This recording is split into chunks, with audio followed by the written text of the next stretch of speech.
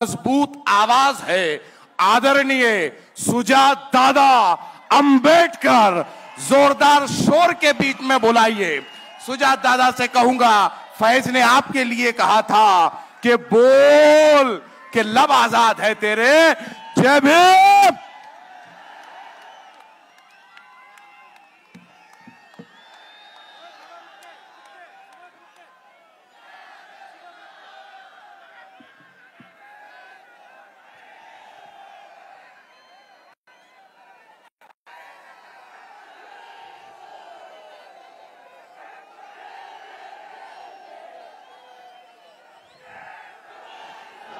Doctor Babasaheb आंबेडकरांचा, वंचित बहुजन आघाडीचा, आंबेडकर तुम आगे पढ़ो। जय जय जय जय जय भीम, जय जय जय जय जय भीम। समतेचे विचार रुजवणाऱ्या सर्व महामानवांना त्रिवार अभिवादन करतो। मंचावरती उपस्थित सर्व मान्यवर, तसेच इथे उपस्थित माझ्या माता भगिनी, वडीलधारी मंडळी, या चळवळीतले साथीदार आणि तसेच भारताचे संविधान मानणारे या देशातल्या प्रत्येक नागरिकाला माझा जय जिजाऊ, जय शिवराय, जय ज्योती, जय क्रांती, जय लहूजी, जय मल्हार, अस्सलाम वालेकुम आणि जय भीम। 2 वर्ष 11 महिने आणि 17 दिवस हे ड्राफ्टिंग कमिटीला भारताचं संविधान लिहायला लागले आणि 2 वर्ष 11 महिने आणि 17 दिवसांनंतर जेव्हा बाबासाहेब आंबेडकरांनी कॉन्स्टिट्यूएंट असेंब्ली समोर संविधानाचं त्यांचं ड्राफ्ट समोर ठेवलं, तेव्हा त्यांनी एक महत्त्वाचं भाषण दिलं होतं आणि ती तारीख होती 25 नोव्हेंबर 1949। आणि म्हणून 25 नोव्हेंबर रोजी ज्या विजननी, ज्या विचारांनी आणि ज्या विचारधारेने साहेबांनी संविधान लिहिलं होतं, त्या विचारांना, त्या विजनला आणि त्या विचारधारेला वाचवून ठेवण्यासाठी आणि त्याचा सन्मान करण्यासाठी वंचित बहुजन आघाडी 25 नोव्हेंबर रोजी शिवाजी पार्क वरती संविधान सन्मान महासभा घेत आहे। आणि मी आपल्या सर्वांना एवढं सांगतो की ह्याच्या पुढच्या प्रत्येक वर्षी वंचित बहुजन आघाडी 25 नोव्हेंबर रोजी शिवाजी पार्कला इतक्याच मोठ्या गर्दीनी, इतक्याच मोठ्या ताकदीनी, इतक्याच मोठ्या संख्येने दरवर्षी संविधान महासभा घेत राहील आणि आपल्या सर्वांना यायला भाग आहे। आणि हेच बोलत असताना बाबासाहेबांनी त्या भाषणामध्ये त्यांचे विजन मांडली होती, विचार मांडले होते आणि तशीच एक काळजी आणि पोटतिडकी मांडली होती। आणि बाबासाहेब म्हटले होते, it is certain that if parties place creed over country, our independence will be in jeopardy for a second time and it will be lost probably forever. We must be determined to defend our independence with our last drop of blood. याचा अर्थ हाच होतो की इकडच्या राजकीय पक्षांनी, इकडच्या सत्ताधाऱ्यांनी जर देशासमोर देशाच्या प्राधान्यापेक्षा वरती जात, जमात आणि धर्म ठेवला तर आपण आपलं स्वातंत्र्य गमवून बसू। ही परिस्थिती आपल्या सर्वांना समजून घेतली पाहिजे। आणि त्याच वाक्यामध्ये बाबासाहेब हे सुद्धा म्हणतात की आपली जबाबदारी आहे, ही आपल्या सर्वांची रिस्पॉन्सिबिलिटी आहे की संविधान वाचवणं आणि देशाचं स्वातंत्र्य आणि देशांचे इंटरेस्ट हे जातीच्या, धर्माच्या आणि जमातीच्या पुढे ठेवणं। पण आता देशात काय चालू आहे हे आपल्या सर्वांना समजून घेणं गरजेचं आहे मित्रांनो। 2014 मध्ये जेव्हा भाजप सत्तेत आली तेव्हा आम्ही ओरडून ओरडून, बोंबलून सांगत होतो की धर्मामध्ये, जमाती जमातीमध्ये, जाती जातीमध्ये तिढा निर्माण करून, भांडणं लावून, दंगल करून ही भाजप सत्ता उपभोगण्याचं काम करणारे आणि 2014 पासून 2025 पर्यंत आतापर्यंत जे घडले ते तसंच चालू मित्रांनो, हे समजून घ्या। 2025 ची स्थिती समजून घ्या। 2025 मध्ये Maratha versus OBC, Banjara versus आदिवासी, धनगर वर्सेस आदिवासी, मातंग वर्सेस बौद्ध असं समाजामध्ये दंगली पेटवण्याचं काम, भांडणं पेटवण्याचं काम हे भाजपने आता सुरू केलेलं आहे, हे आपल्या सर्वांना समजून घेणं गरजेचं आहे. दुसऱ्या बाजूला परवाचीच घटना बघा. अरुणाचल प्रदेशची एक महिला होती. 18 तास तिला चायनामध्ये शांघाय एअरपोर्ट वरती चायनाच्या अथॉरिटीजनी, चायनाच्या सरकारनी तिला दाबून ठेवलं होतं. का? कारण ती अरुणाचल प्रदेशची होती आणि भारताचा पासपोर्ट वापरत होती. आणि चायनाने म्हटलं की आम्ही अरुणाचल प्रदेशला भारताचा भाग नाही मानत आणि अरुणाचल प्रदेशच्या लोकांना भारताचा पासपोर्ट दिलेला चायनाला चालत नाही. ही वस्तुस्थिती समजून घ्या. 1 महिन्यापूर्वी भारताचे माजी सरन्यायाधीश भूषण गवई यांचे पुतळे जाळण्यात आले आणि यांच्या पुतळ्यांना चपला मारण्यात आल्या. हे कुठे घडलं? तर न्यूयॉर्कच्या टाइम्स स्क्वेअर मध्ये घडलं. आणि आपण या दोन्ही घटनांचा अभ्यास करा मित्रांनो. जेव्हा त्या अरुणाचल महिलेला सांगतात की तुमचा भारताचा पासपोर्ट चालत नाही आणि चायना अरुणाचल प्रदेशला भारताचा भाग मानत नाही, आणि जेव्हा सरन्यायाधीश भूषण गवईंचे पुतळे जाळले जातात आणि त्यांच्या पुतळ्यांना चपला मारल्या जातात, तेव्हा तो फक्त एका महिलेचा किंवा भूषण गवईंचा अपमान नाहीये, तो एका आदिवासी महिलेचा आणि एका दलित माणसाचा अपमान नाहीये, तर तो भारताच्या न्याय व्यवस्थेचा अपमान आहे, तो भारताच्या संविधानाचा अपमान आहे आणि तो भारताच्या संविधानाचा आणि सॉव्हर्निटीचा आणि स्वातंत्र्याचा अपमान आहे. आणि हा अपमान आपण सहन करणार नाही होत, हे समजून घ्या मित्रांनो. पण हेच बोलत असताना दुसऱ्या बाजूला एक गोष्ट समजून घ्या की इकडे नरेंद्र मोदी स्वतःला 56 इंची छाती असलेलं म्हणतात. अमित शहा स्वतःला खंबीर खमक असे गृहमंत्री म्हणतात. पण हे दोघं सत्तेत असताना आज चायना अरुणाचल प्रदेशला भारताचा भाग मानत नाही आणि भारताच्या सरन्यायाधीशच्या पुतळ्याला चपला मारल्या जातात. आणि म्हणून मी अमित शहा आणि नरेंद्र मोदींना आवाहन करतो की जर तुमची छाती खरंच 56 इंची असेल, जर तुम्ही खरंच खंबीर हिम्मतवाले आणि डरपोक गृहमंत्री नसलात, तर तातडीने चायनावरती ऍक्शन घेऊन दाखवा. फॉरेन पॉलिसीनी चायनाला सबक शिकवून दाखवा.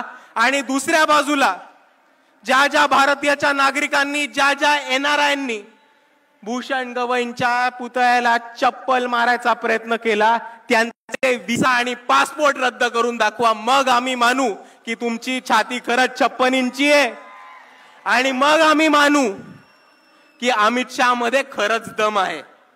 नाहीतर तुम्ही समजून घ्या, 5-25 चायना ऍप करून काही नाही होत. चायनाला उत्तर द्यायचं असेल तर ताकदीने उत्तर द्यायला लागणार, हे आपण समजून घ्या. आणि दुसऱ्या बाजूला मोदी आणि अमित शहा हे एनआरआयच्या विरुद्ध आणि अमेरिकेत बसलेल्या एनआरआयच्या विरुद्ध ऍक्शन नाही घेणार, कारण हेच एनआरआय लोक आहेत जे भाजपला युएसए मध्ये बसून भरघोस पैसा पोचवतात. हे आपण दुसऱ्या बाजूला समजून घ्या. आणि भारतामध्ये आणि अमेरिकेतल्या गोष्टी बोलत असताना परवाच एक रिपोर्ट आलाय की $3,30,000 हे आरएसएस नावाच्या अनधिकृत टेररिस्ट ऑर्गनायझेशननी युएसए मध्ये स्क्वायर पॅटसन बॉक्स नावाच्या एका कंपनीला दिले होते लॉबिंगसाठी आणि युएसए मधली निर्णय प्रक्रिया बदलण्यासाठी. आणि दुसऱ्याच बाजूला याच आरएसएसनी दिल्लीमध्ये 150 कोटीचं केशव कुंज नावाचं ऑफिस उभं केलं, हे आपण समजून घ्या. आता मला एक प्रश्न सांगा की जी संघटना जिची कोणती रजिस्ट्रेशन नाहीये, ज्याची कोणती नोंदणी नाहीये आणि जी भारताचं संविधान मानत नाही, ही संघटना $3,30,000 युएसए ला कसे पाठवते? ही संघटना 150 कोटीचं ऑफिस दिल्लीमध्ये कसं बांधते? आणि जर इकडच्या सरकारकडे त्याची उत्तरं नसतील, जर इकडच्या इन्कम टॅक्स डिपार्टमेंटकडे त्याची उत्तरं नसतील, तर ही एक धोक्याची घंटा ही आपण सर्वांनी समजून घेतली पाहिजे. आणि हीच धोक्याची घंटा वंचित बहुजन आघाडीने ओळखली होती. म्हणून भारताच्या इतिहासामध्ये आरएसएसच्या कार्यालयावरती पहिला मोर्चा जर कोणी काढला असेल तर तो फक्त आणि फक्त वंचित बहुजन आघाडीने काढला होता. आणि हा मोर्चा काढताना आम्ही आरएसएसला 3 गिफ्ट देणार होतो. पहिलं गिफ्ट होतं भारताचा ध्वज, आपला तिरंगा, आणि आमचं हे म्हणणं होतं तुम्ही तिरंगा मानत नाही, आम्ही तुम्हाला तिरंगा गिफ्ट करतो आणि तुम्ही तुमच्या कार्यालयावरती तिरंगा लावणं सुरू करा. दुसरं आमचं गिफ्ट होतं भारताचं संविधान आणि आमचं हे म्हणणं होतं की तुम्ही भारताचं संविधान म्हणत नाही, आम्ही आमच्या वतीने तुम्हाला संविधानाची प्रत देतो, तुम्ही ते संविधान वाचा, समजा आणि संविधानाच्या हिशोबाने चालत राहा. हा आमचा दुसरा त्यांना गिफ्ट होता. आणि नोंदणी नसलेल्या ह्या संघटनेला आमचं तिसरं गिफ्ट होतं पब्लिक रजिस्ट्रेशन ऍक्ट. हे सांगण्यासाठी की तुमची नोंदणी नाही झाली आहे, हे महाराष्ट्र राज्याचं पब्लिक रजिस्ट्रेशन ऍक्टची कॉपी आहे, ही वाचा, ही समजून घ्या आणि तुम्हाला ह्या पब्लिक रजिस्ट्रेशन ऍक्ट खाली स्वतःला रजिस्टर करून घ्या. पण आरएसएसचा एकही माणूस आला नाही आणि आरएसएसच्या कोणत्याही माणसाने हे गिफ्ट स्वीकारलं नाही आणि त्याच्यावरनं आम्हाला हे साफ झालं की आरएसएस नोंदणी करायला नकार देतेय, आरएसएस तिरंगा लावायला नाही देतेय आणि आरएसएस संविधान वाचायला आणि संविधान मालायला नकार देतेय. आणि जे संघटना या देशामध्ये संविधान मानत नाहीत, स्वतःला रजिस्ट्रेशन करत नाहीत आणि स्वतःला तिरंगा फडकवण्याची हिम्मत करत नाहीत, त्याला आम्ही दहशतवादी आणि टेररिस्ट ऑर्गनायझेशनच म्हणणार. आणि आपला जो मोर्चा झाला होता, आपल्या मोर्चा धास्ती आरएसएसनी घेतलीये, आपल्या मोर्चाची धास्ती बरोबर आरएसएसनी घेतलीये. नाव घेतलं नाही आपलं, बहुतेक घाबरत असतील, नाव घेतलं नाही आपलं, पण मोहन भागवतांनी बरोबर उत्तर दिलं आपल्याला. आणि ते काय म्हणाले की आमची नोंदणी ही आमची स्थापना ही ब्रिटिश काळामध्ये झाली होती, म्हणून भारत स्वातंत्र्य झाल्यानंतर आम्हाला परत नोंदणी करायची गरज नाही. आणि जर मोहन भागवतांना असं वाटत असेल तर त्यांना मला एकच गोष्ट सांगायची आहे की जर तुमची स्थापना ब्रिटिशांच्या काळी झाली होती आणि भारत स्वतंत्र देश झाल्यानंतर संविधान लागू झाल्यानंतर तुम्हाला स्वतःची नोंदणी करायची नव्हती, तर मग या देशात थांबलात कशाला? ब्रिटिशांबरोबरच निघून जायचं होतं ना. पण होती बसलात. आणि म्हणून मी आरएसएस ला एकच गोष्ट सांगतो कि इस देश में रहना होगा तो संविधान मानना होगा. बोला माझ्या बरोबर, इस देश में रहना होगा, इस देश में रहना होगा, अगर इस देश में रहना होगा. आणि दुसऱ्या बाजूला मोहन भागवत म्हणतात की आम्ही एक व्यक्तींची संघटन होत, आम्ही एक व्यक्तींची संघटन असल्यामुळे आम्हाला रजिस्टर करायची गरज नाहीये, आम्हाला नोंदणी करायची गरज नाहीये. आणि म्हणून मला इकडच्या न्याय व्यवस्थेला एकच प्रश्न विचारायचा आहे की जर 5 व्यक्ती एकत्र येऊन एक संघटन बनवत असतील, उदाहरण घ्या तर मी आहे, माझ्या बरोबर चेतनदादा आहिरे आहेत, सागरदादा गवई आहेत, स्नेहलताई सोनी आहेत, तय्यबभाई जफर आहेत, शमीबाताई पाटील आहेत. आम्ही 5 लोक एकत्र आलो, आम्ही एक संघटन बनवलं आणि आम्ही स्वतःला व्यक्तींचं संघटन म्हटलं, तर तुम्ही आम्हाला AK-47 आणि ऑटोमॅटिक रायफल ठेवू देणार आहात का? तुम्ही आम्हाला ऑटोमॅटिक वेपन्स ठेवू देणार आहात का? तुम्ही आम्हाला जिल्ह्यामध्ये तालुक्यामध्ये संघटन बनवू देणार आहात का? तुम्ही आम्हाला जिल्ह्यामध्ये तालुक्यामध्ये चंदा इकट्ठा करू देणार आहात का? आणि या चंदा इकट्ठा केल्यावरती आम्हाला टॅक्स माफ करणार आहात का? हे इकडच्या न्याय व्यवस्थेने आम्हाला सांगितलं पाहिजे. आणि जर या 5 गोष्टींना तुमचं उत्तर नाही असेल तर माझी तुम्हाला विनंती आहे की हेच नियम, हाच कानून आणि हेच संविधानाचे कलम आरएसएस ला सुद्धा लागू करा आणि आरएसएस नोंदणी विरुद्ध करा. आणि हे नसेल करता येत तर आरएसएस बॅन करा. आणि म्हणून मी म्हणतो आरएसएस मुर्दाबाद, आरएसएस मुर्दाबाद. आणि म्हणून मित्रांनो एक गोष्ट समजून घ्या की मोहन भागवत अजून एक गोष्ट म्हणतात की आम्ही व्यक्तींची संघटन आहोत म्हणून आम्ही नोंदणी नाही करणार, आम्ही व्यक्तींची संघटन आहोत म्हणून आम्ही नोंदणी नाही करणार. तर त्यांना मला प्रेमाने एकच गोष्ट सांगायची आहे की भारताच्या संविधानामध्ये तुम्हाला व्यक्तींचीच संघटन रजिस्टर करायची असते, नोंदणी करायची असते. जर तुम्ही उंदरांची, मांजरांची, कुत्र्यांची, पक्ष्यांची, प्राण्यांची संघटना काढली तर ती तुम्हाला रजिस्टर करायची गरज नाहीये. आणि म्हणून तुम्ही स्वतःला माणसातले मानत असाल तर संविधानाप्रमाणे स्वतःला रजिस्टर करा. मी एक गोष्ट सांगू इच्छितो. आणि मित्रांनो, म्हणून मी दरवेळेस म्हणत राहतो की या भारतामध्ये जर कोणी RSS ला थांबू शकणार असेल, जर कोणी बीजेपीला हरवू शकणार असेल आणि जर कोणी मनुवादाला अंगावर घेऊन त्याला हरवू शकणार असेल तर ते फक्त आणि फक्त या देशातले आंबेडकरवादी आहेत. त्याच्यापेक्षा अजून कोणामध्ये दम नाही. आणि संविधानाचा सन्मान करायला, संविधानाचा गौरव करणारा आणि संविधानाची बाजू घेऊन लढणारा कोणता पक्ष असेल तर तो फक्त एकच पक्ष आहे, तो फक्त एकच नेता आहे, ते म्हणजे बाळासाहेब आंबेडकर आणि वंचित बहुजन आघाडी. आणि कोणताही मुद्दा असो, कोणताही आंदोलन असो, वंचित बहुजन आघाडी लढत राहतं. आमचा एक आमदार खासदार नाही, आमचा एक मंत्री नाही, संत्री नाही, तरी लोकांचे प्रश्न सोडवण्यासाठी, आंदोलन करण्यासाठी, मोर्चे काढण्यासाठी आणि या व्यवस्थेला घेराव घालून लोकांना न्याय मिळवून देण्यासाठी कोण लढत असेल तर ते फक्त वंचित बहुजन आघाडी लढतीये.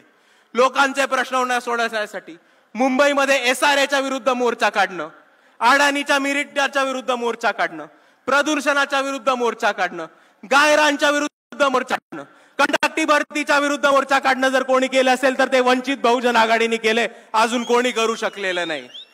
दुसऱ्या बाजूला इथे उभं राहून बोलतो, त्यांच्या घरासमोर उभं राहून बोलतो की जेव्हा या मनसेनी मस्जिदीवरचे भोंगे काढायचा प्रयत्न केला होता तेव्हा मनसेच्या भोंग्यामधली हवा काढायचं काम हे वंचित बहुजन आघाडीने केलं होतं. जेव्हा टिपू सुलतान आणि औरंगजेबचे फोटो लावण्यासाठी इकडच्या मुसलमान युवकांना अरेस्ट करण्यात येत होतं, टॉर्चर करण्यात होतं, तेव्हा ही वंचित बहुजन आघाडी होती ज्यांनी टिपू सुलतानचा फोटो छत्रपती शिवाजी महाराज, छत्रपती शाहू महाराज, महात्मा ज्योतिबा फुले, डॉक्टर बाबासाहेब आंबेडकरांच्या फोटो मध्ये लावला होता आणि आम्ही या सरकारला चॅलेंज दिला होता. दुसऱ्या बाजूला हेच ते बाळासाहेब आंबेडकर होते जे औरंगजेबच्या मजारीवरती गेले होते आणि या व्यवस्थेला, RSS ला आणि बीजेपीला चॅलेंज दिला होता की इकडचे मुस्लिम पोरं तर फक्त स्टेटस ठेवतात, आमच्या स्टेजवरती टिपू सुलतानचा फोटो आहे, बाळासाहेब औरंगजेबच्या मजारीवरती गेलेत, तुमच्यामध्ये हिम्मत असेल तर आमच्या विरुद्ध ऍक्शन घेऊन दाखवा.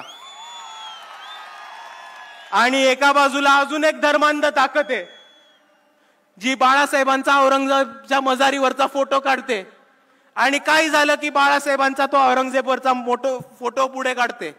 या कट्टर हिंदुत्ववादी लोकांना, या धर्मांध लोकांना मला एकच गोष्ट आठवण करून द्यायची आहे की तो कोरोना काळ आठवा, जेव्हा या महाराष्ट्रामधली आर्थिक परिस्थिती ढासळली होती आणि या महाराष्ट्रामधले सगळे मंदिरं बंद पडली होती.